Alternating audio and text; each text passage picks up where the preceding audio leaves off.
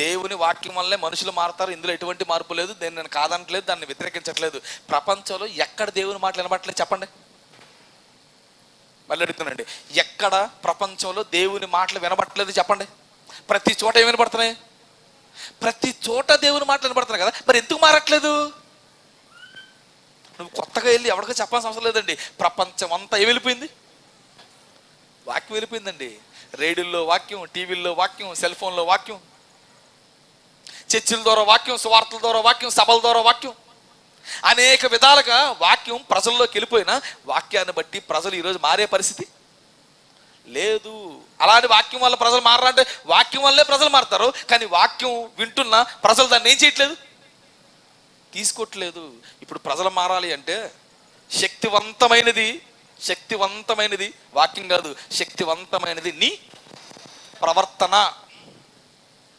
ఎన్నిసార్లు వాక్యం చెప్పినా మారట్లేదు అనుకోండి, ఈసారి వాక్యంతో కదా మార్చాల్సింది. దేంతోది? పేతురు రాసిన మొదటి పత్రిక 3వ అధ్యాయం. అటువలే స్త్రీలారా, మీరు మీ స్వపరుషులకు లోబడి ఉండి, అందువలన వారిలో ఎవరైనాను వాక్యమునకు అవిధేయులైతే, వాక్యానికి అవిధేయులంటే ఆల్రెడీ వాక్యం వాడికి ముందే చెప్పారు, కానీ ఆ వాక్యాన్ని వాడు ఏం చేయట్లేదు, వాక్యం తీసుకోవట్లేదంట. అంటే వాక్యం పని చేయట్లేదు వాడికి. వాక్యం చెప్పారంట, వాక్యం విన్నాడంట, కానీ వాక్యానికి అవిధేయుడు అవ్వట్లేదంట. ఎవడైనా వాక్యానికి అవిధేయుడైతే, వాక్యం చెప్తున్నా ఎవడైనా వినకపోతే, ఈసారి వాక్యంతో కదా దాన్ని మార్చేస్తుంది. దేంతోది? వారు భయంతో కూడిన మీ పవిత్ర ప్రవర్తనను చూచి వాక్యం లేకుండానే మారిపోతారు. అంటే ఈ రోజుల్లో శక్తివంతమైన సువార్త ఏది? ప్రవర్తన సువార్తే. ప్రవర్తన సువార్త. ఎవరికి వెళ్ళి క్రీస్తున్నాడండి, ఆయన మనకు పుట్టాడండి, ఆయన చనిపోతుంది, ఎవరికి మనం చెప్పాల్సిన అవసరం లేదండి. క్రీస్తుని నమ్మనోళ్ళు కూడా ఏం తెలుసు? క్రీస్తున్నాడంట, క్రీస్తు చనిపోయాడంట, తిరిగి లేచారంట, అప్పుడప్పుడు క్రిస్మస్ చేస్తారంట, మన భోజనాలు కూడా వెళ్తామంట, అందరికీ తెలుసు. క్రీస్తు కోసం అందరికీ తెలుసు, కానీ ఏమవట్లేదు, మారట్లేదు. కారణం ఏంటి? ఆడి వాక్యం వల్ల మారట్లేదా? ఇప్పుడు ప్రవర్తన ద్వారా ఏం చేయాలి? మనం మార్చాలి. ఇప్పుడు నువ్వు నిజంగా దేవునికి శిష్యుడు అవుతే, నిజంగా నువ్వు దేవునికి శిష్యుడు అవుతే, నీ ప్రవర్తన చూసాను ఏమవుతాడు? మారతాడు. ప్రవర్తన చూసి మారతాడు. మీరు ఒకని ఎడల ఒకని ప్రేమ కలిగి ఉంటే దాన్ని చూసి అందరూ ఏమనుకుంటారు? మీరు వాక్యం చెప్పడం వల్ల ఆయన శిష్యులు అనుకోరంట. చూడండి రా పదం, చూడండి మళ్ళీ చూడండి. యోహాను సువార్త 13వ అధ్యాయం, మరొకసారి చూడండి. 35వ వచనం. మీరు ఒకని ఎడల ఒకడు ప్రేమ గలవారైన ఎడల దీనిని బట్టి మీరు శిష్యులుగా కనబడతారంట. మీరు ప్రేమను చూపిస్తే చూపిస్తున్న ప్రేమను బట్టి ఏమనుకుంటారంట? నిజంగా వీళ్ళు ఎవరు శిష్యులు? యాక్చువల్గా అందరూ మన క్రీస్తు శిష్యులని దేన్ని బట్టి చెప్పాలి?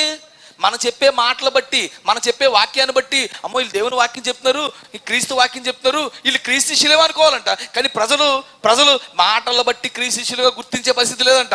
ప్రవర్తన బట్టి క్రీస్తులుగా గుర్తించే పరిస్థితి ఉందంట. అంటే ఈరోజు సమాజంలో మనల్ని గుర్తించాలంటే మాటలను బట్టి కాదు, వాక్యాలు బట్టి కాదు, ప్రార్థనలు బట్టి కాదు, పాటలు బట్టి కాదు, మరి దేన్ని బట్టి?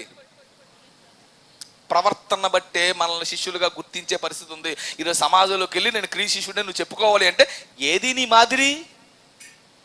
నేను ప్రసంగాలు చెప్తానండి, నోరు మూసుకో పక్కలు. నీకన్నా ముందు చాలా మంది చెప్పారు మాకు. నేను పాటలు పాడతాను, ఓరే బాబు బోలు పాటలు విన్నా పక్క పోరా బాబు. ప్రార్థనలు వేరే బోలు మంది మా ఇంటికి వచ్చేసారు పోరా అంటాడు. అలాంటి వాడికి ఇన్ని చెప్పినా మారకపోతే ఈసారి అడిగి చూపించాల్సింది పాట, ప్రార్థన, వాక్యం కాదు, ఏంటి? మన ప్రవర్తన. రియాలిటీలోనికి వెళ్ళిపోవాలండి, రియాలిటీలోకి వెళ్ళాలి. ఈరోజు ప్రజలు రియాలిటీ చూస్తున్నారండి. ఇలా మైక్ ముందుకు వచ్చి, కెమెరా ముందు వచ్చి మాట్లాడితే వాళ్ళు ఏం చూస్తారు చెప్పనా? ఇదేంటని చూస్తున్నారు. నాకు చాలా మంది ఫోన్ చేసి అడుగుతున్నారు, నువ్వు మారిపోయావా అంటే? ఆడు ఏం వింటలేదు, ఆడు వాక్యం వింటలేదర్రా. ఆడు ఏ రిఫరెన్స్ చెప్పాడు, ఏ రిఫరెన్స్ చూడట్లేదు. నువ్వు మారిపోయావా, నువ్వు పాస్టర్ అయ్యవా, ఎప్పుడు మారావు? ఎక్కువ ఫోన్లు అవే నాకు. అంటే ప్రజలు వాక్యం చూసే పరిస్థితి లేదు. ఎందుకంటే నేనంటారా, నాకన్నా ముందు చాలా మంది 2000 సంవత్సరాలుగా ఎంతో మంది సేవకులు పుట్టారు, వాక్యాలు చెప్తూ ఉన్నారు. నా తర్వాత ఇంకోటి చెప్తాడు. ఇక్కడ అది కాదండి, జనాలు అది చూడలేదండి. ప్రవర్తన చూస్తున్నారు. మారేవా? ఎప్పుడు మారావు? ఎలా మారావు? ఎందుకు మారావు? ఇంకా డౌట్. అలాగే బతుకుతున్నావా? మారేవా? అంటే ప్రసంగాన్ని బట్టి మనిషిని ఏం చేయట్లేదు. గొప్ప ప్రసంగం చెప్తున్నాడంటే బాగా బతికేస్తాడో, బాగా బతికేసి చెప్పేస్తున్నాడేమో అని అనుకునే పరిస్థితి లేవర్రా. ఎందుకంటే సమాజంలో బాగా ప్రసంగాలు చెప్పేవాళ్ళు ఎలా లేరు, బాలేరు. కనుక ప్రసంగాలు పెట్టాడు బాగా బతికేస్తాడని చెప్పుకోవడానికి అవకాశం లేదు. మన బ్రతుకును చూసి మార్చే పరిస్థితుల్లోకి వచ్చేసాం. బ్రతుకును మనం ప్రజలకు ఏం చేయాలి, చూపించాలి. బ్రతుకును చూపించాలి. ఆ క్రీస్తు యొక్క ప్రేమను మనం చూపించాలి. క్రీస్తు మన కొరకు ఎలా తగ్గిపోయాడు అలా తగ్గిపోవాలి. క్రీస్తు ఎలా ప్రవర్తించాడు అలా ప్రవర్తించాలి. క్రీస్తు ఎలా మాట్లాడాడు అలా మాట్లాడాలి. క్రీస్తుని మన జీవితంలో చూపించాలి. అందుకే బైబిల్లో చాలా చోట్ల రాయబడిన పదం, చాలా చోట్ల రాయబడిన దేవుడు పరిశుద్ధుడు కనుక మీరును. చివరికి ఇంతకన్నా మార్గం మరొకటి లేదు. ఆ దేవుడు లోకమును ఎంతో ప్రేమించాడు, తన కుమారుని పంపించాడు, మన కొరకు ప్రాణం పెట్టాడు. ఇప్పుడు కుమారుని చూసి మనం ఏం చేయాలి, అదే ప్రేమను మనం ఏం చేయాలి, కొనసాగించాలి. నేను ప్రారంభ సంఘాల్లో అంట ఆ ప్రేమ పుష్కలంగా ఉండేదంట. ఈరోజు ప్రేమ కరువైపోతుంది. పౌలు కొన్ని చోట్ల మాట్లాడుతూ ఇలా అంటూ ఉంటాడండి, ప్రేమ కోసం నేను మీకు చెప్పనవసరం లేదు. ఎందుకంటే మీరు ఆల్రెడీ ఏం చేస్తున్నారు, ఆల్రెడీ ప్రేమ కలిగి ఉన్నారు కనుక ప్రేమ కోసం మీకు చెప్పనవసరం లేదు అంటున్నాడంటే, ప్రేమను వాళ్ళు ఎక్కువగా ఏం చేస్తున్నారు, వాళ్ళ జీవితాల్లో ఫాలో అవుతున్నారు. తెస్సలోనికీయులకు రాసిన చివరిగా తెస్సలోనికీయులకు రాసిన మొదటి పత్రిక 4:9 కూడా చూడగలితే ముగించేస్తాను. తెస్సలోనికీయులకు రాసిన మొదటి పత్రిక 4:9 సహోదర ప్రేమను గూర్చి మీకు రాయనక్కరలేదు, మీకు చెప్పనక్కర్లేదు. మీ సంఘానికి మనుషుల్ని ప్రేమించాలి, క్రీస్తు ప్రేమను కలిగి ఉండాలని తెస్సలోనిక సంఘస్థులారా మీకు చెప్పనవసరం లేదు. ఆల్రెడీ తెస్సలోనిక సంఘం ఎలా ఉంది, క్రీస్తు ప్రేమ కోసం వాళ్ళకి బాగా తెలుసంట. కానీ ఈరోజు పనిగట్టుకు మళ్ళీ క్రీస్తు ప్రేమ కోసం మనం చెప్పుకోవాల్సి వస్తుందంటే క్రీస్తు ప్రేమ మనలో లేదు. నేను చెప్పే నాలో ఉంది, మీలో లేదని కదండి. ఇక్కడ ఎవరిలోనూ లేదు. అందరూ ఏం చేయాలి, అందరూ దొంగలమే. కనుక మనల్ని మనం తగ్గించుకోవాలి. క్రీస్తు ప్రేమను మనం కలిగి జీవించడం ప్రయత్నం చేయాలి. అలా క్రీస్తు ప్రేమను ఎవడైతే కలిగి జీవిస్తాడో వాడే నిజమైన క్రీస్తుకి శిష్యుడు. ఇప్పుడు వరకు మనం క్రీస్తుకు శిష్యులమే, కానీ నిజమైన శిష్యులు అయితే కాదు. నిజమైన శిష్యులుగా మారాలంటే రియాలిటీలోకి వెళ్ళాలి. మన ప్రవర్తన ద్వారా అనేకులు మార్చే పరిస్థితి మనం వెళ్ళిపోయారు. అంటే నేను చెప్తాను, రాను మళ్ళీ ఇంకోసారి కానీ బీజేపీ వచ్చింది అనుకోండి, ఇక సువార్తలు వాక్యాలు ఉండవు. గట్టిగా మాట్లాడే సంఘాలు కూడా మూసేస్తారు, అన్నీ దాంట్లో కల్పించుకుంటారు. అసలు పరిస్థితి ఇలాంటి వాక్యాలు చెప్పుకొని వినే పరిస్థితులు కూడా ఉండవు. అప్పుడు ఎలా మారుతాం జనాల్ని, అప్పుడు ప్రవర్తన ద్వారా మార్చాలి. మార్చాలంటే ముందుగానే ప్రవర్తన ద్వారా జనాలను మార్చే పద్ధతి ముందు నుంచి మనం ఏం చేయాలి, అవలంబించాలి. పౌలు ఎలా మాట్లాడుతుంటాడు, నేను క్రీస్తుని పోలి నడిచాను, మీరు నన్ను పోలి. అంత పెద్ద పదం అనాలంటే ఆయన, నేను వాక్యం చెప్పాను, వాక్యంతో మారండి అనొచ్చు.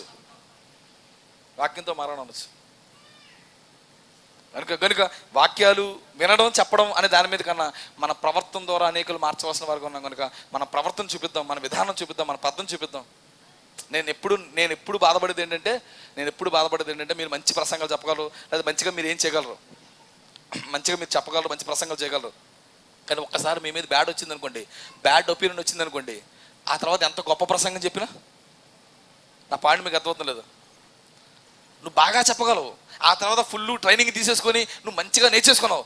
కానీ ఒక్కసారి నీ మీద బ్యాడ్ వచ్చిందా, ఒక్కసారి నీ మీద మనుషులకి అసహనం వచ్చిందా, ఆ తర్వాత నువ్వు ప్రసంగాలు చెప్పినా వెండు, పాటలు పాడినా వెండు, ప్రార్థన చేసిన వెండు నడిపారు అంటారు. గనుక సమాజంలోకి వెళ్తున్నాం. మనం క్రీస్తు మాదిరిని మనం కనబడదాం, ప్రవర్తన చూసుకుందాం, ప్రవర్తన తగ్గట్లుగా మారదాం, శిష్యులుగా మారదాం, నిజమైన శిష్యులుగా మారదాం. ఆ లక్షణాలు మనలో కనపరుద్దాం, ఆ లక్షణాలు అనేకులకు చూపిద్దాం, అనేకులు క్రీస్తు శిష్యులుగా మార్చే ప్రయత్నం చేద్దాం. ప్రార్థన చేసుకుందాం. దయగా